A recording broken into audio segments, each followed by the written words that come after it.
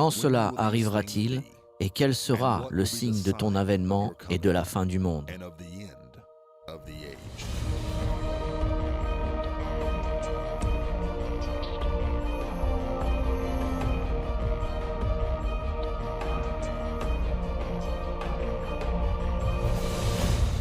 Nous allons vous parler de ce que je pense être la prophétie la plus passionnante dans toute la Bible.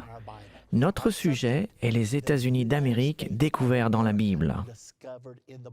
Croyez-le ou non, nous allons vous donner la preuve absolue qu'il y a 2500 ans en arrière, les États-Unis d'Amérique ont été prophétisés par le Dieu Tout-Puissant.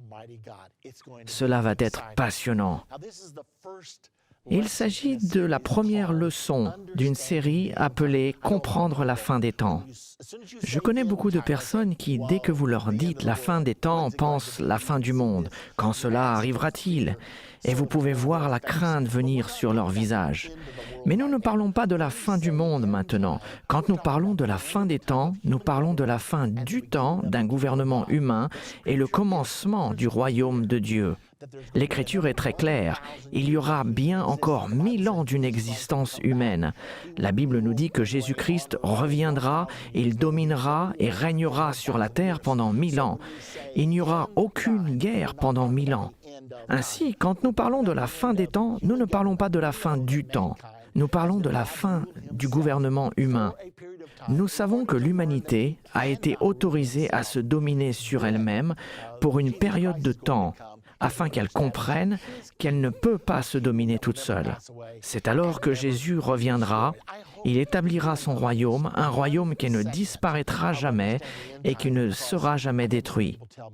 J'espère que vous ne manquerez aucune partie de la série « Comprendre la fin des temps », car j'ai eu beaucoup de personnes qui m'ont dit que cela avait changé leur vie. Nous voulons maintenant regarder dans l'Écriture. Daniel, chapitre 12 et verset 9 est l'une de mes écritures préférées. Maintenant, Daniel est l'un des 2 livres prophétiques les plus célèbres de toute la Bible. Vous avez le livre de l'Apocalypse et vous avez le livre de Daniel. Daniel a écrit ce livre en entier. Nous le trouvons maintenant dans le dernier chapitre du livre de Daniel, priant pour comprendre ses propres écritures. Mais quand nous arrivons au verset 9 du chapitre 12, Dieu répond à sa prière. Maintenant, vous savez, quelquefois, Dieu ne répond pas à nos prières de la manière que nous voudrions. Il répond aux prières de la manière dont nous en avons besoin. Et parfois, quand Dieu nous dit « non », nous n'apprécions pas. Mais laissez-moi vous dire qu'un « non » est aussi bien qu'un « oui », car si quelque chose n'est pas bon pour moi, je veux que Dieu me dise « non ». Et bien sûr, j'aime toujours quand il me dit « oui ». Donc, Daniel priait pour comprendre ses propres écritures dans Daniel 12 au verset 9. Écoutez ce que Dieu dit à Daniel. « Va, Daniel, car ces paroles seront tenues secrètes et scellées jusqu'au temps de la fin. » Maintenant, pensez à ceci. C'était 550 ans avant Jésus-Christ. Et cependant, Dieu dit que personne ne comprendrait ces prophéties jusqu'au temps de la fin. Vous et moi, maintenant nous sommes dans ce temps de la fin. Ainsi nous comprendrons des choses qui n'ont jamais été comprises auparavant. Cela ne signifie pas que nous sommes plus intelligents que les personnes avant nous. Cela ne signifie pas non plus que nous sommes plus spirituels que les personnes avant nous.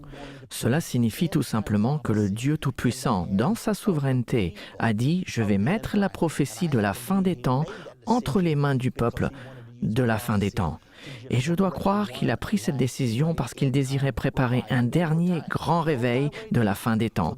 Une fois de plus, va, Daniel, car ces paroles seront tenues secrètes et scellées jusqu'au temps de la fin. Regardons maintenant la prophétie.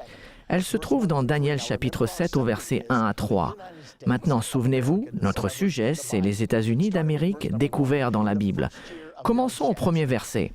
La première année de Belchazzar, roi de Babylone, Daniel eut un songe et des visions se présentèrent à son esprit pendant qu'il était sur sa couche. Ensuite, il écrivit le songe et raconta les principales choses. Daniel commença et dit « Je regardais pendant ma vision nocturne, et voici les 4 vents des cieux firent irruption sur la grande mer, et 4 grandes bêtes sortirent de la mer, différentes les unes des autres. Maintenant, nous savons que la prophétie est écrite avec des symboles. Alors que signifient réellement ces symboles?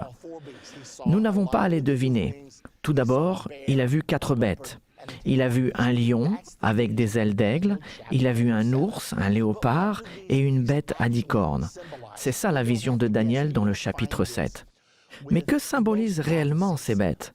Nous n'avons toujours pas à deviner. Et vous trouvez ceci avec la plupart des prophéties. Elles sont écrites avec des symboles, mais vous n'avez pas besoin de les deviner aveuglément.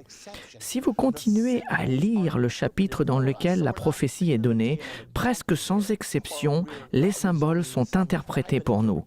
Donc nous ne devinons pas et nous ne faisons pas recours à des interprétations personnelles, mais nous laissons la Bible nous dire ce que signifient ces symboles. C'est bien le cas avec cette prophétie merveilleuse dans le livre de Daniel au chapitre 7. Notez ce qu'il dit au verset 17. Ces 4 grandes bêtes, ce sont 4 rois qui s'élèveront de la terre. Maintenant, c'est facile. Il indique bien que les bêtes symbolisent des rois. Mais ce n'est pas tout ce qu'il dit, car si vous continuez jusqu'au verset 23, il continue en disant « La 4e bête, c'est un 4e royaume qui existera sur la terre, différente de tous les royaumes et qui dévorera toute la terre. » Ainsi, au verset 17, il est dit que les bêtes symbolisent des rois. Au verset 23, il est dit que les bêtes symbolisent des royaumes. Donc, qu'est-ce que cela nous indique? Ceci nous permet d'arriver à cette conclusion que chacune de ces bêtes symbolise un royaume ou une nation avec leur chef d'État. Et vous découvrirez que ceci reste conforme au travers de l'Ancien et du Nouveau Testament. Question numéro 2. Donc nous savons que ces bêtes sont des nations qui seront sur la terre à un moment donné. Nous savons que cette prophétie a été donnée il y a 2500 ans. Alors, elle est peut-être déjà accomplie, ou elle s'est peut-être accomplie il y a 1000 ans ou 1500 ans, ce qui est sans importance pour nous aujourd'hui. Ou bien, puisque nous savons qu'il y a encore 1000 ans à venir, elle sera peut-être accomplie dans 500 ans. Mais il y a toujours la possibilité que cette prophétie soit donnée pour maintenant et que ces nations dont Dieu nous parle existent peut-être sur terre actuellement. Donc pouvons-nous dire, d'après l'Écriture, quand est-ce que ces nations existeront? Regardons maintenant au verset 9. Daniel, versets 1 à 8, a décrit ces 4 bêtes. Le lion avec des ailes d'aigle, un ours, un léopard avec 4 têtes et une bête à 10 cornes. Puis au verset 9, il dit « Je regardais pendant que l'on plaçait des trônes, le trône de ces nations au royaume, je regardais pendant que l'on plaçait des trônes et l'ancien des jours s'assit. » Maintenant, ceci décrit tout simplement la transition du royaume d'un gouvernement humain vers le royaume de Dieu. La Bible enseigne à plusieurs reprises que quand Jésus-Christ viendra, il enlèvera tout gouvernement humain et établira un royaume qui ne disparaîtra jamais et qui ne sera jamais détruit. Alors il a vu toutes ces bêtes maintenant détrônées et Jésus-Christ couronné roi des rois et seigneur des seigneurs. Nous entrons dans le règne des 1000 ans de Jésus-Christ, ce qui est appelé dans l'Écriture le royaume de Dieu. Maintenant, plus loin, au verset 11, Daniel fait marche arrière.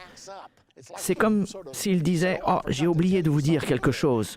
Dans le verset 11, Daniel dit « Je regardais alors, à cause des paroles arrogantes que prononçait la corne, et tandis que je regardais, la bête fut tuée et son corps fut détruit, livré au feu pour être brûlé. » Arrêtons-nous un moment ici, car il y a beaucoup à réfléchir.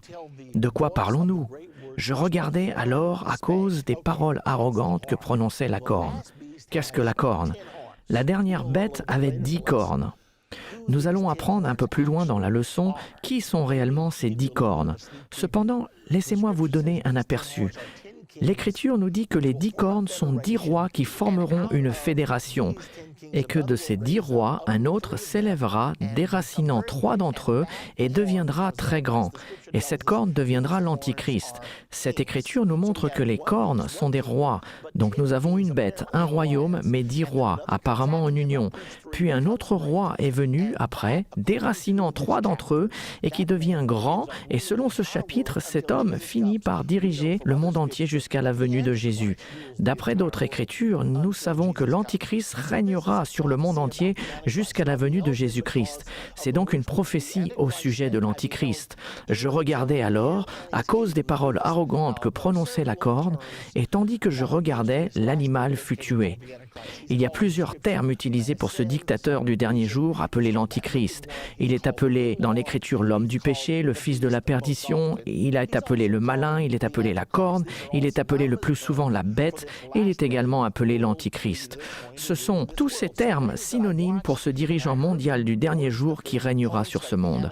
Ainsi, Daniel a dit « Je regardais alors, à cause des paroles arrogantes que prononçait la corne, c'est de l'Antichrist qu'il parle, et tandis que je regardais l'Antichrist, la bête fut tuée et son corps fut détruit, livré au feu pour être brûlé. L'Écriture nous enseigne que lorsque Jésus-Christ reviendra, l'Antichrist et son partenaire, le faux prophète, seront jetés dans le lac de feu à ce moment-là. Satan sera aussi lié pour 1000 ans et jeté dans le puits de l'abîme. Voilà de quoi nous parlons. Une autre image de cela se trouve dans Apocalypse chapitre 19 au verset 20, où nous pouvons voir une nouvelle version de ce cas. Il est dit ici « Et la bête fut prise, l'Antichrist, et avec elle le faux prophète, son partenaire. Il y aura donc un dirigeant politique et un dirigeant spirituel. Ils furent tous les deux pris et jetés vivants dans l'étang ardent de feu et de soufre. » Alors nous parlons du temps quand Jésus-Christ reviendra et détruira l'Antichrist. Maintenant, le verset suivant est le plus important. Je veux m'assurer que vous comprenez bien ceci, car il s'agit du verset 12 qui suit immédiatement le verset 11, concernant les autres bêtes. Maintenant, n'oubliez pas que ce sont ces bêtes. Les bêtes sont des royaumes ou des nations, n'est-ce pas? Alors il s'agit d'une autre nation, et non la bête à 10 cornes, mais les autres nations dans la prophétie qui sont symbolisées avec les autres bêtes. Quand Jésus détruira l'Antichrist, ils furent dépouillés de leur puissance, mais une prolongation de vie leur fut accordée pour un certain temps. Bien, maintenant, ceci est un point déterminant, ne le ratez pas. Ils ont été dépouillés de leur puissance quand l'Antichrist a été détruit. Nous savons que cela se passe à la fin du gouvernement humain et au début du royaume de Dieu. Les autres nations ont leur puissance enlevée. Néanmoins, leurs vies vont être prolongées jusque dans le millénaire, car la Bible enseigne qu'il y aura des êtres humains sur terre pendant encore 1000 ans. Les gens qui survivront à la grande tribulation et à la colère de Dieu seront des mortels jusque dans le règne des 1000 ans de Jésus-Christ. La Bible nous enseigne qu'il y aura toujours la vie et la mort pendant le règne du millénaire. Maintenant, il y aura une exception pour ceux qui sont bibliquement nés de nouveau. Ils auront été enlevés pour rencontrer le Seigneur dans les airs lors de son retour, et la Bible dit qu'ils régneront en tant que rois et sacrificateurs avec Jésus-Christ. Cette écriture nous dit que les autres nations ont leur puissance, leur domination ôtée, mais que leurs vies sont prolongées pour une saison et un temps. Alors il sera permis de vivre pendant le millénaire. Maintenant, qu'est-ce que cela signifie? Cela nous indique que toutes ces nations existeront sur la terre au moment que l'Antichrist sera tué par Jésus-Christ. Ils seront toutes sur la terre au temps de son avènement. Ceci est une chose incroyable pour chacun d'entre nous à comprendre. Cela nous dit que Jésus-Christ reviendra sur terre pendant le temps de ces nations. Quand j'ai vu cela, je me suis dit que si je veux prouver que ces nations existent aujourd'hui, alors je peux prouver que nous sommes dans l'ère de l'avènement de Jésus-Christ. Je ne peux pas vous donner une date exacte, mais je peux vous démontrer que nous sommes dans cette période. Maintenant, j'aimerais vous inviter à retourner dans les 8 premiers versets pour examiner chacune de ces bêtes afin de voir si elles sont reconnaissables en tant que nation sur terre aujourd'hui. Je réalise que beaucoup de gens pensent « je sais déjà tout ça. Le lion, c'est la Babylone, l'ours, c'est l'Empire perse et Médès, le léopard, c'est la Grèce, le royaume à 10 cornes, c'est Rome. » Ceci est l'explication la plus généralement acceptée de cette prophétie et je l'ai acceptée moi aussi lorsque j'ai commencé à étudier les prophéties bibliques. Cependant, je suis allé au chapitre 8 et je me suis aperçu que dans ce chapitre, il y avait un combat entre un bélier et un bouc. Je me suis dit, qu'est-ce que c'est? J'ai continué à lire dans le verset 20 du chapitre 8, il nous est dit, qui est le bélier et qui est le bouc? Il dit, le bélier que tu as vu et qui avait des cornes, ce sont les rois de Médès et de Perse. Et le bouc, c'est le roi de la Grèce. Quand j'ai vu cela, je me suis dit, attends une minute, tout le monde me dit que c'est l'ours qui représente l'empire perse-médès et que le léopard est la Grèce. Mais ici, dans la Bible, il nous est dit que le bélier est l'empire perse et médès et que le bouc est la Grèce. Dieu a-t-il changé d'avis entre le chapitre 7 et le chapitre 8 ou est-ce que quelque chose nous échappe? Et en plus, n'oublions pas, toutes ces nations doivent être sur la terre à l'heure de son avènement. Est-ce que Babylone est toujours là? Est-ce que l'empire perse et médès est toujours là? Est-ce que la Grèce est toujours là? Est-ce que Rome est toujours là? Bien, la réponse est oui pour certaines questions et la réponse est non pour d'autres. Le royaume de Babylone n'existe plus, le royaume perse et médès n'existe plus. Donc la prophétie dit que les bêtes dans Daniel 7 représentent des nations qui seront toutes sur la terre à l'heure de son avènement. Regardons donc chacune d'entre elles. Daniel chapitre 7 verset 4. La première bête était semblable à un lion et avait des ailes d'aigle. Je regardais jusqu'au moment où ses ailes furent arrachées. Il fut enlevé de terre et mis debout sur ses pieds comme un homme, et un cœur d'homme lui fut donné. Donc la première bête était comme un lion. Lorsque Dieu a choisi des symboles pour représenter des nations, il ne les a pas choisis aléatoirement. Il a choisi des symboles qui allaient avoir une signification à l'heure de l'accomplissement de la prophétie. Pouvez-vous croire qu'il y a actuellement une nation sur Terre aujourd'hui qui a pour emblème le lion? Si vous allez sur Wikipédia, à la page de la Grande-Bretagne, il nous est dit que le lion est le symbole de la Grande-Bretagne. Je me souviens avoir été à Londres, à Trafalgar Square, qui est le centre de Londres, et avoir vu ces énormes lions regardant au nord, au sud, à l'est et à l'ouest. Et puis partout dans Londres, j'ai vu le lion, car à ce moment-là, je savais que le lion était l'emblème de la Grande-Bretagne. Alors Dieu est en train de nous dire que la Grande-Bretagne va être l'une des nations qui seront sur terre à l'heure de son avènement. Regardons la prochaine bête, au verset 5. Et voici, une deuxième bête était semblable à un ours et se tenait sur un côté. Il avait 3 côtes dans la gueule entre les dents et on lui disait « Lève-toi, mange beaucoup de chair ». Savez-vous qu'il y a aujourd'hui une grande nation qui a l'ours pour emblème? La plupart d'entre vous, vous m'avez déjà devancé car cet emblème est bien connu. Nous savons que la Russie a l'ours pour emblème. Je n'oublierai jamais quand j'ai vu le magazine Time du 21 mai 1984 et là, en couverture, il y avait un énorme ours avec ses inscriptions. Agitation olympique, pourquoi les soviétiques ont dit niet? Ce qui s'est passé, c'est que les États-Unis ont boycotté les JO en 1980, alors que les soviétiques ont décidé de se venger en boycottant à leur tour les JO de 1984. Le magazine Time voulait annoncer que les soviétiques allaient boycotter les Olympiques. Alors ils ont imprimé cette couverture pour leur magazine. Pensez à combien ce fait est surnaturel. Pouvez-vous imaginer le rédacteur en chef de Time Magazine appeler ses graphistes et leur dire « J'aimerais que vous me créiez une couverture, car une image vaut bien mieux que 1000 mots, qui représentera le boycottage des Jeux Olympiques par la Russie. » Et je peux imaginer tous les graphistes se précipitant sur leur planche à dessin, car avoir votre dessin sur la couverture, ceci est évidemment avant l'âge de l'ordinateur, avoir votre dessin en couverture de Time Magazine, le magazine le plus distribué dans l'Amérique, est un véritable honneur. Et très rapidement, ils se sont tous mis au travail. Et quelque part dans son bureau, un des graphistes a eu une illumination et se dit « J'ai trouvé !»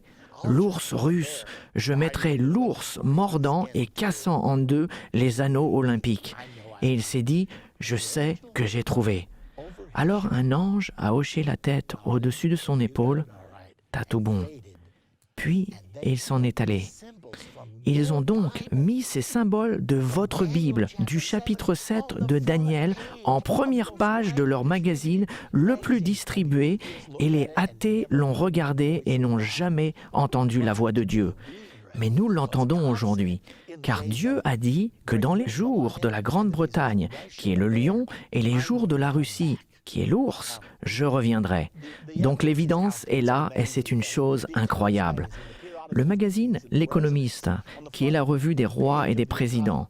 Sur la couverture de L'Économiste, dans l'édition du 6 au 12 février, ce magazine L'Économiste est appelé la revue des rois et des présidents. L'Économiste ont eux aussi, à leur tour, un ours symbolisant la Russie.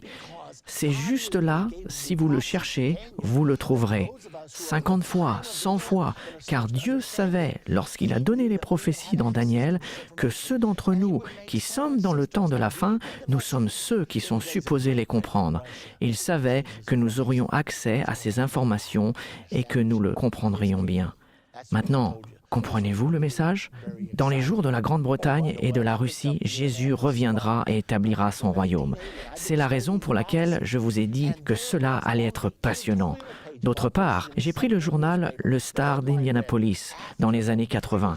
Et alors que j'avais étudié les prophéties, là sur la page de l'éditorial, dans un journal laïque, en gros titre, après le lion britannique, l'ours russe, je me suis dit « Waouh, c'est incroyable !» Ici, nous voyons Dieu avec les symboles qu'il a placés dans la Bible 550 ans avant Jésus-Christ sur la page de l'éditorial du Star d'Indianapolis. Et ils n'en ont pas la moindre idée. Mais nous, oui, et c'est trop passionnant. Il reste une autre chose que je dois vous dire. Je dois vous parler un peu plus loin du lion, car il est dit que le lion a des ailes d'aigle. Cela se trouve dans le verset 4. Je regardais jusqu'au moment où ses ailes furent arrachées. Il fut enlevé de terre. Maintenant, il y a une nation importante aujourd'hui qui a pour emblème l'aigle. Vous avez probablement déjà deviné cette nation, car son emblème est à l'arrière de chaque dollar américain. Mais les ailes de l'aigle poussaient sur le lion. Laissez-moi vous demander, d'où viennent les États-Unis d'Amérique? Nous descendons de la Grande-Bretagne, notre pays d'origine. Cependant, cela a été écrit 2300 ans avant que l'Amérique soit née. Mais Dieu connaît la fin dès le début et il veut que nous comprenions que nous vivons actuellement dans la fin des temps. Je ne vous dis pas que la fin des temps arrive, je vous dis que vous y êtes en ce moment. Nous sommes la génération pour laquelle ces prophéties ont été préservées. Va, Daniel, car ces paroles seront tenues secrètes et scellées jusqu'à la fin. Et oui, le temps de la fin est bien arrivé. Il y a quelque chose d'autre à remarquer ici. La Bible nous dit que les ailes qui poussaient de la Grande-Bretagne, notre pays d'origine, Daniel a dit « Je regardais les ailes furent arrachées ». Il a vu les États-Unis rompre avec la Grande-Bretagne. Pouvez-vous croire qu'il a vu la déclaration de l'indépendance en l'an 550 avant Jésus-Christ et qu'il n'a jamais compris ce qu'il a vu?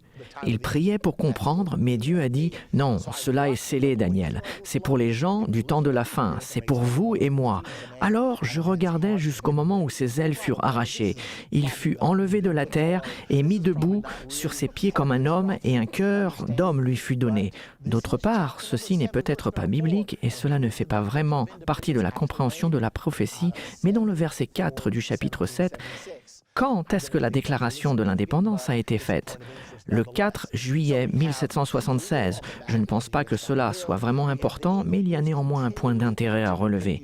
Donc nous avons l'aigle au dos du dollar américain, nous avons l'aigle qui représente continuellement les États-Unis d'Amérique. Nous le voyons à chaque fois sur tous les documents officiels et Dieu savait en avance que nous utiliserions ce symbole. Et il s'est dit, je veux que le peuple américain sache qu'ils vivent à l'heure de mon avènement. Voici le magazine Time du 27 octobre 1980. À ce moment-là, il y avait beaucoup de tensions dans le Golfe Persique, le Moyen-Orient, où il y a toujours beaucoup de tensions, et le sous-titre qui dit « Explosera-t-elle » L'aigle et l'ours du chapitre 7 de Daniel sont en train de regarder d'un air songeur au-dessus du globe, et la mèche est allumée, et le sous-titre dit « Explosera-t-elle » Ainsi Dieu emploie dans la prophétie exactement ce qui se trouve sur la couverture du magazine Time. Parfois, je pense que Dieu devrait faire un procès au magazine Time pour violation des droits d'auteur, car ils utilisent les symboles venant tout droit de la Bible. Pourquoi? Pour que vous et moi, nous comprenions. Aussi, la Bible nous dit que quand les ailes furent arrachées et mis debout sur ses pieds comme un homme et un cœur d'homme lui fut donné, nous avons un autre symbole. Le symbole de l'oncle Sam, le 9 septembre 1988. Nous avons vu une image de l'oncle Sam nez à nez avec l'ours russe et le sous-titre disait USA, URSS, Glasnost. Il y en aura encore. Alors nous voyons tous ces symboles directement de la Bible être utilisés parce que le Seigneur a dit « Ceci est pour le peuple du temps de la fin ». Jésus-Christ reviendra sur terre pendant l'ère de la Grande-Bretagne, la Russie et les États-Unis d'Amérique. Maintenant, dans la prochaine partie de Comprendre la fin des temps, nous découvrirons l'identité du léopard, de la bête à 10 cornes dans la prophétie biblique et nous verrons aussi d'où viendra l'Antichrist. Cette prochaine leçon sera passionnante. Donc soyez sûrs de ne pas la rater. Les États-Unis découverts dans la Bible, maintenant, vous le savez.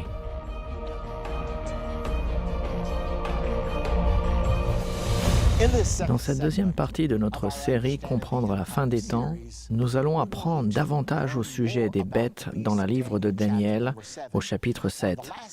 Dans la partie précédente, nous avons appris qu'une bête représente toujours un royaume ou une nation avec son chef d'État. Nous avons également appris que les nations dans Daniel 7 seront toutes sur la terre à l'heure de l'avènement de Jésus-Christ.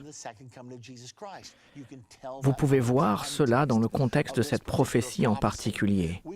Nous avons expliqué dans notre dernière partie que le lion symbolise la Grande-Bretagne et c'est le symbole de la Grande-Bretagne aujourd'hui. L'ours, c'est l'ours russe. Les ailes d'aigle sur le lion, c'est les États-Unis d'Amérique. C'est sur le dos du dollar américain. Nous avons donc appris ces choses incroyables que le Dieu Tout-Puissant a employé des symboles qui nous sont reconnaissables aujourd'hui afin de pouvoir nous parler des nations qui seront sur la terre à l'heure de son avènement. Dans cette partie, nous passons à la prochaine bête, le léopard. Nous le trouvons dans le verset 6 du chapitre 7 de Daniel. Écoutez cela. « Après cela, je regardais, et voici, un autre était semblable à un léopard, et avait sur le dos 4 ailes comme un oiseau. Cette bête avait 4 têtes, et la domination lui fut donnée. » De quoi parlons-nous ici? C'est sur ce point que j'ai dû faire une recherche plus approfondie. J'avais compris le lion, l'ours et les ailes d'aigle. Mais quand je l'ai vu, je me suis dit, ceci est si simple. Pourquoi ne l'ai-je pas vu auparavant? Mais quand je suis arrivé au léopard, je n'étais pas certain de la façon de l'interpréter. Alors j'ai prié. J'ai demandé à Dieu de m'aider et j'avais l'impression que le léopard était peut-être l'Allemagne, mais je ne pouvais rien prouver. J'ai demandé au Seigneur de me le montrer et j'ai eu une incroyable expérience. Avant que je vous l'explique, laissez-moi vous dire que ceci ne m'était jamais arrivé auparavant et ne m'est jamais arrivé depuis. C'était une expérience unique. J'étais dans une réunion à Melville, en Louisiane, vers les années 60, et je me suis réveillé un lundi matin. C'était mon jour de repos. Une voix m'a parlé, pas à haute voix, mais dans mon esprit. Une impression très forte qui me disait « J'ai quelque chose à te montrer, va acheter un journal ». J'ai pensé que ceci était vraiment bizarre, mais l'impression était tellement forte que je me suis rapidement levé de mon lit et je me suis préparé. Je suis sorti et j'ai demandé à la dame qui nettoyait l'église « Où puis-je acheter un journal ?» Finalement, Melville est une si petite ville qu'elle n'en avait aucune idée. Elle a dit peut-être là-bas dans ce café, c'est le seul endroit auquel je puisse penser. Alors, j'ai sauté dans ma voiture et je suis allé au café. Et j'étais tellement sûr que Dieu m'avait parlé que je suis entré et là, il y avait un kiosque à journaux. J'ai sorti mon argent, j'ai acheté un journal. Bien que je ne sois pas là pour manger, je suis resté devant le kiosque et j'ai regardé le titre et j'ai été stupéfié par ce que j'ai vu. Il était dit « L'Allemagne vend des chars Léopard aux Pays-Bas ». Et comme je savais que nous avions un avion appelé l'Aigle combattant d'après notre emblème, je me suis dit « Ah, voilà la clé ». J'ai donc continué à étudier au sujet du léopard et peu de temps après, j'ai trouvé un article. Cet article était dans la Tribune allemande. C'était le 20 février 1975. Un grand avenir pour le léopard. Et l'article entièrement consacré au sujet de ce char Léopard. J'ai appris que le char Léopard est le char le plus vendu au monde. Il est le cœur même de l'OTAN et il est si supérieur que les États-Unis ont même fait fabriquer leurs chars pour que leurs pièces soient interchangeables avec les pièces des chars Léopard. Ainsi, j'ai compris que Dieu me disait que l'Allemagne était le Léopard. Mais j'ai dû me demander, Est-ce que cela a du sens? Car la prophétie indique aussi que la domination a été donnée aux léopards. Je me suis posé la question, quelle nation a réellement eu une domination dans les 120 dernières années? Et je me suis rendu compte qu'il y a une nation qui a commencé les 3 dernières grandes guerres, la guerre franco-allemande de 1870, la Première Guerre mondiale 1914-1918 et la Deuxième Guerre mondiale 1939-1945. Pouvez-vous croire qu'elles ont toutes été complotées, planifiées et commencées par la même nation, l'Allemagne? Ainsi, la domination a été donnée aux léopards. C'est autour de cette période que j'ai trouvé un autre article dans le magazine Newsweek du 9 avril 1984. Il y avait une section entière du Newsweek cette semaine-là qui était consacrée à l'Europe. Mais un article dans cette section était appelé « La maladie allemande ». Il y avait toutes sortes de questions. Pourquoi l'Allemagne fait-elle toujours la guerre? Comment pouvons-nous rectifier cette partie de l'âme, de l'esprit allemand? Écoutez ce paragraphe. Depuis l'époque de Charlemagne, il est le fondateur du Saint-Empire romain de l'an 800, depuis l'époque de Charlemagne, cet endroit, qui est maintenant l'Allemagne, a été le pivot de l'histoire européenne. Si vous étudiez le Saint-Empire romain, l'Allemagne est toujours au centre. Remarquez ce qui est dit. Dans les 120 dernières années, les Allemands ont dominé l'Europe intellectuellement, industriellement et militairement. Ce mot « dominer », domination, a été donné aux léopards. C'est à ce moment où j'ai compris que j'avais la réponse. D'autre part, savez-vous qu'Adolf Hitler a presque conquis le monde? Beaucoup de gens pensent qu'il ne lui restait que 3 jours pour dominer toute l'Europe. Laissez-moi vous dire ce qui s'est passé. La puissante guerre éclair allemande attaquait et se déplaçait contre les forces alliées. Elles se sont trouvées coincées par la Manche, elles étaient réduites à néant. Et si quelque chose ne s'était produit selon les hauts et les bas du Troisième Reich, nous aurions été obligés d'accepter la paix selon les conditions d'Hitler dans moins de 3 jours. La situation était si extrême que Winston Churchill, le Premier ministre de la Grande-Bretagne, a réclamé une journée mondiale de jeûne et de prière. Et une chose étonnante s'est produite. Laissez-moi vous en parler. Pendant ce temps de jeûne et de prière, une pensée est venue à l'esprit d'Adolphe dans son quartier général, là dans son bunker.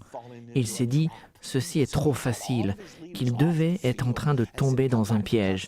Il a donc appelé tous ses commandants à rebrousser chemin pour revenir faire le point. Et ils étaient furieux, car ils savaient qu'ils allaient avoir la victoire. Mais ils ont été rappelés. Ils se sont donc retournés, et après avoir fait le point, Hitler a dit « Bon, il me semble que tout se passe bien, donc continuons ». Mais ce qu'ils ne savaient pas, c'est que pendant cette mise au point, les Alliés avaient mobilisé tous les bateaux de la Grande-Bretagne et de la France, faisant des allers-retours à travers la Manche. Il y avait environ 29 kilomètres qui séparaient la France de la Grande-Bretagne. Ils ont déplacé jour et nuit 350 000 soldats des forces alliées, ce qui représentait le cœur de l'armée alliée. Et quand Hitler a redémarré la machine de guerre, il ne restait que 40 000 soldats, tandis que le reste de l'armée était en sécurité en Grande-Bretagne. Alors les Alliés ont combattu un jour de plus et ont reconquis l'Europe par l'invasion des plages de Normandie. Ce fut le point déterminant de la guerre. L'événement était tellement incroyable que Winston Churchill l'a même appelé un miracle. Il l'a appelé le miracle de Dunkerque. Nous avons un enregistrement pour vous montrer cela. Écoutons-le maintenant. Le 4 juin 1940, la Marine royale britannique a accompli pendant 8 jours une évacuation étonnante des forces alliées à Dunkerque sur la côte française. Les 340 000 soldats évacués avaient été repoussés par l'armée allemande qui se déplaçait au travers de la Belgique et de la France. Le retard a permis à la Marine royale et à une flottille de bateaux commerciaux et privés, gros et petits, d'évacuer les hommes repoussés. Cette erreur a peut-être coûté à Hitler la guerre. Winston Churchill l'a appelé un miracle de délivrance. De retour de l'enfer de Dunkerque, les transports continuent jour et nuit. Et tandis qu'un convoi arrive, un autre repart pour prendre sa place. À bord des transports, les hommes sont entassés comme des sardines. Mais peu importe, plus ils sont serrés, plus ils se tiennent debout. Eh bien voilà, le miracle de Dunkerque. Maintenant, retournons au léopard.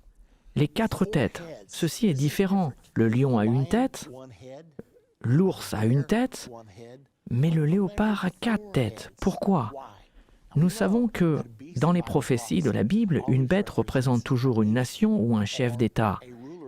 Mais une bête à plusieurs têtes représente le nombre de fois qu'une nation s'élèvera et tombera. Comment est-ce que je sais cela? Car dans l'Apocalypse 17, il y a une bête à 7 têtes, et il nous est dit là qu'il y a 7 rois. 5 sont tombés, un existe et l'autre n'est pas encore venu. Maintenant, comment cela s'applique-t-il à l'Allemagne? Vous savez probablement qu'il y a eu le premier Reich. Le mot Reich signifie royaume. Le deuxième Reich, le célèbre troisième Reich d'Hitler et le quatrième Reich qui se lève en ce moment. Il y a un livre actuellement écrit par un Américain appelé le quatrième et plus riche Reich. Comment les Allemands ont conquis le monde d'après-guerre. Alors, le léopard a la domination. Le char léopard est le char officiel de l'Allemagne. Il a 4 têtes. Et effectivement, il y a encore une autre chose à dire au sujet du léopard. Il nous est dit que sur le dos du léopard étaient 4 ailes d'oiseau. Ceci m'a laissé perplexe pendant des années. Qu'est-ce que cela signifie? Y a-t-il même une signification? J'ai pensé sûrement, car les ailes de l'aigle sur le lion signifiaient quelque chose, donc qu'en est-il des ailes d'oiseau sur le léopard? J'ai trouvé une information qui m'a absolument stupéfié. J'ai découvert qu'il y a une autre nation en Europe dont l'emblème officiel est une volaille, un coq. La nation dont l'emblème officiel est le coq, c'est la France. Avez-vous déjà entendu parler de l'alliance franco-allemande? Vous pouvez la regarder, vous pouvez l'étudier, car depuis la Deuxième Guerre mondiale, la France et l'Allemagne ont travaillé ensemble pour reconstruire l'Europe.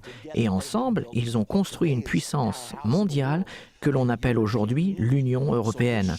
Donc ceci ne nous montre pas seulement le léopard allemand, mais l'alliance franco-allemande, le coq avec le léopard. Ces symboles, utilisés 550 ans avant Jésus-Christ, ne pouvaient être compris qu'à l'émergence de l'alliance franco-allemande après la Deuxième Guerre mondiale. Les prophéties de la Bible sont absolument incroyables. C'est tout ce que nous pouvons dire à leur sujet. Maintenant, regardons la dernière bête. C'est peut-être la plus importante, car dans le verset 7, nous apprenons « Voici, il y avait une 4e bête, terrible, épouvantable et extraordinairement forte. Elle avait de grandes dents de fer, elle mangeait, brisait et elle foulait aux pieds ce qui restait. Elle était différente de toutes les autres bêtes précédentes et elle avait 10 cornes. » Cette bête, Daniel n'a jamais réussi à la décrire. Il ne pouvait pas dire qu'elle était comme un léopard, un lion, un ours ou même un hippopotame. Il ne pouvait rien dire. Il a dit, cette bête, je ne peux pas dire à quoi elle ressemble, mais je peux dire que ses 10 cornes sont prédominantes. Nous devons donc nous poser la question, que signifient ces 10 cornes? Nous n'avons pas à deviner, car au verset 24, il nous est dit exactement que sont ces 10 cornes. Les 10 cornes sont 10 rois qui s'élèveront de ce royaume. Un autre s'élèvera après eux, et il sera différent des premiers, et il abaissera 3 rois. Ainsi, une bête, une nation ou puissance, mais 10 rois. Apparemment, ceci est une alliance ou une sorte de fédération. Nous en apprendrons davantage dans Apocalypse 17, car nous retrouvons cette même image. Dans Apocalypse 17 au verset 12, les 10 cornes que tu as vues sont 10 rois, qui n'ont pas encore reçu de royaume, mais qui reçoivent autorité comme rois pendant 1 heure avec la bête. Qui est la bête ici? Il se réfère au dictateur du dernier jour, l'Antichrist. Alors il y aura 10 rois qui se subjugueront eux-mêmes à la puissance de l'Antichrist et le supporteront, qui reçoivent autorité comme roi pendant 1 heure avec l'Antichrist. 1 heure ne signifie pas ici 60 minutes, c'est une manière de parler. On parle d'une courte période de temps. Ils vont donner leur puissance à l'Antichrist et ils vont supporter l'Antichrist. Notez aussi ce qui est dit, ils ont un même dessein, Ils donnent leur puissance et leur autorité à la bête, l'Antichrist. Ils régneront avec l'Antichrist jusqu'à l'avènement de Jésus-Christ, car le verset continue et dit « Ils combattront contre l'agneau ». Qui est l'agneau? Nous savons que Jésus-Christ est l'agneau de Dieu qui a ôté les péchés du monde. Puis il déclare que l'agneau les vaincra parce qu'il est le Seigneur des seigneurs et le roi des rois. Maintenant, qu'est-ce que cela veut dire? Il nous dit que l'Antichrist, avec ses 10 rois, régnera jusqu'au temps de son avènement. Et quand Jésus reviendra, ils combattront contre lui. Ceci représente la bataille d'Armageddon. Maintenant, il reste encore une chose très importante que nous devons savoir. Notez que lorsqu'il dit que l'agneau viendra combattre contre l'Antichrist et son gouvernement du dernier jour, qu'il aura des fidèles avec lui. Et les appelés, les élus et les fidèles qui sont avec lui les vaincront aussi.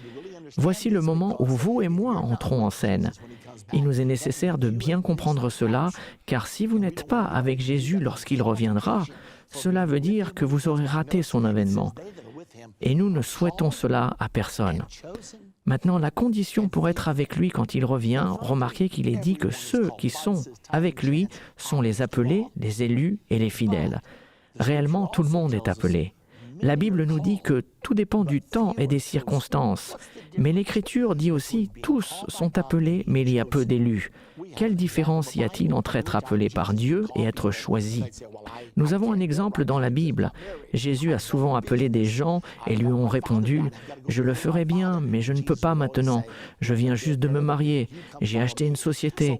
Mon père est décédé et je dois l'enterrer. » Jésus a toujours dit « Laissez les morts ensevelir les morts et vous suivez-moi ». Nous sommes donc appelés et nous devons prendre la décision de suivre Jésus et le faire Seigneur de nos vies. Voici la deuxième condition. Mais il y en a encore une. Certains sont appelés et choisis, mais ils ne sont pas fidèles. La Bible nous dit « Sois fidèle jusqu'à la mort et je te donnerai la couronne de vie ». Donc une fois que vous suivez Jésus-Christ, la Bible nous dit que lorsqu'une personne met sa main à la charrue et se retourne, il n'est pas digne du royaume. Donc lorsque Jésus reviendra, ceux qui seront avec lui seront les appelés, les élus et les fidèles. Je veux certainement faire partie de ce nombre-là et je suis sûr que vous aussi. Maintenant, il y a une autre chose au sujet des 10 cornes qui nous aidera à comprendre qui elles sont. Dans Daniel, au chapitre 2, verset 44, on fait référence aux 10 derniers rois, mais ils sont symbolisés d'une manière totalement différente. Il est dit au verset 44, « Ceci est à la fin du songe prophétique de Daniel, sa tête d'or, ses bras et sa poitrine d'argent, son ventre et ses cuisses d'airain, ses jambes de fer et ses pieds en partie de fer et en partie d'argile. » Maintenant, ces pieds de fer et d'argile mélangés représentent le Saint-Empire romain. Les jambes de fer sont l'Empire romain, mais les pieds de fer et d'argile décrivent le Saint-Empire romain qui est né en l'an 800. Notez que les 10 orteils de ce royaume sont aussi constitués de fer et d'argile mélangés. Et la Bible nous dit, dans le verset 44 de Daniel 7, « Dans le temps de ces rois ». Quels rois? Les 10 rois sont symbolisés par les 10 orteils. Ce sont les 10 mêmes rois que les 10 rois qui feront la guerre contre Jésus-Christ quand il reviendra. Car il est dit ici, « Dans le temps de ces rois, le Dieu des cieux suscitera un royaume ». C'est exactement la même prophétie. Dans le jour de ces rois, le royaume ne passera point sous la domination d'un autre peuple, il brisera et détruira tous ces royaumes et lui-même subsistera éternellement. Au travers de ces versets, nous savons que le royaume à 10 cornes sera la renaissance du Saint-Empire romain de l'Europe. C'est de là que le Saint-Empire romain a toujours été. Nous allons aussi découvrir quelque chose de très intéressant. Souvenez-vous que les pieds et les orteils de fer et d'argile mélangés symbolisent le Saint-Empire romain et ils représentent les mêmes choses que les 10 cornes de la bête de Daniel au chapitre 7. Cela nous montre quelque chose de très important. Ceci nous parle du Saint-Empire romain. Il faut que vous sachiez que le Saint-Empire romain est en train de renaître actuellement. Vous pouvez voir ici la carte de l'Europe, car le Saint-Empire romain a toujours régné dans la région de l'Europe. L'Allemagne y est presque toujours au centre, la France est généralement impliquée, l'Italie y est toujours. La plupart du temps, dans le Saint-Empire romain, il y a eu un dirigeant politique venant de l'Europe et un dirigeant spirituel venant chaque fois de l'Italie, plus particulièrement du Vatican. Et ils ont assemblé leur puissance pour établir le Saint-Empire romain. Maintenant, beaucoup de gens pensent que le Saint-Empire romain a cessé d'exister en 1806. Effectivement, cela est vrai, temporairement. Mais la Bible prophétise qu'il existera au temps de l'avènement et que les 10 orteils de fer et d'argile, les 10 cornes, vont être la base de la puissance de l'Antichrist. Eh bien, le Saint-Empire romain est en train de renaître dans notre monde actuellement. Avec le marché commun en 1957 et l'Union européenne en 1993, l'Europe a maintenant uni 27 nations ensemble. Ils forment un peuple de 500 millions de personnes et ils sont totalement unis économiquement. Ils ont maintenant une monnaie commune, l'euro, et ils ont aussi un président européen. Vous participez donc à la renaissance du Saint-Empire romain, car bientôt, de cette naissance, émergera l'Antichrist et le faux prophète. Retournons au verset 24. Une autre chose que je veux vous faire remarquer au sujet du royaume à 10 cornes, les 10 cornes, ce sont 10 rois qui s'élèveront de ce royaume. Remarquez ce qu'il est dit. Un autre s'élèvera après eux. Après les 10, un autre viendra. Il sera différent des premiers et il abaissera 3 rois. Dans sa vision, Daniel a vu la corne s'élever et déraciner 3 rois. Ce sera un signe particulier qui décrira l'identité de l'Antichrist. Il s'élèvera, il déracinera 3 rois et il deviendra très grand. Lui et lui seul deviendra l'Antichrist. Maintenant, remarquez dans le verset 21 de Daniel 7. « Je vis cette corne faire la guerre aux saints et l'emporter sur eux. » Vous voyez ici la grande tribulation.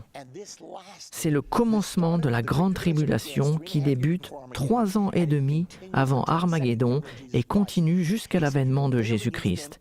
Il a dit, il emportait sur eux jusqu'au moment où l'Ancien des jours vint donner droit aux saints du Très-Haut, et le temps arriva où les saints furent en possession du royaume. Nous savons donc que tout cela se passera juste avant l'avènement de Jésus-Christ. L'Antichrist régnera pendant la grande tribulation, cette période de 3 ans et demi, et pendant ce temps, jusqu'au moment où Jésus-Christ, l'Ancien des jours, viendra. Lorsqu'il viendra, l'Antichrist et son partenaire religieux, le faux prophète, seront détruits et le royaume appartiendra à son peuple, les saints du Très-Haut. Remarquez une chose de plus au verset 23. Il me parla ainsi, la 4e bête, c'est un 4e royaume qui existera sur la terre, différent de tous les royaumes et qui dévorera toute la terre. Ceci est la prophétie d'un gouvernement mondial. Il la foulera et la brisera. C'est la prophétie d'un gouvernement mondial que nous voyons naître aujourd'hui. Il y a un gouvernement mondial qui se cache sous la mondialisation. Vous observez la naissance d'un nouvel ordre mondial, d'un gouvernement mondial. Nous allons apprendre davantage sur ce sujet dans notre prochaine partie, mais tout cela fait partie de la prophétie. C'est la prophétie d'un gouvernement mondial. Il existe une autre prophétie explicite comme celle-ci dans Apocalypse chapitre 13. Ce gouvernement mondial s'établira et finira par dévorer le monde entier. Maintenant, ceci est devant nous et cela va se passer, c'est inévitable. Ça, c'est la mauvaise nouvelle. Mais la bonne nouvelle, au verset 27, le règne, la domination et la grandeur de tous les royaumes qui sont sous les cieux seront donnés au peuple des saints du Très-Haut. Comment cela va-t-il se passer? Eh bien voilà comment cela va se passer. L'Antichrist lancera sa dernière invasion sur la nation d'Israël. Ceci est appelé la bataille d'Armageddon. Dans Zacharie 14:2, il est dit « Je rassemblerai toutes les nations pour qu'elles attaquent Jérusalem. » Et Israël sera mis dos au mur. Ces pauvres soldats israéliens se seront battus pendant des jours. Cette invasion arrivera dans le nord d'Israël. C'est alors que l'armée mondiale du gouvernement de l'Antichrist combattra la nation d'Israël vers le sud, alors qu'Israël reculera. Cette coalition entre l'Iran et la Russie conduira les forces du gouvernement mondial contre Israël. Cela va donner l'impression qu'Israël va être effacé de la carte, comme beaucoup de gens l'ont souhaité récemment. Et juste au moment où les soldats juifs vont être épuisés, pensant ne plus pouvoir continuer, je suis sûr que cela se passera de cette manière.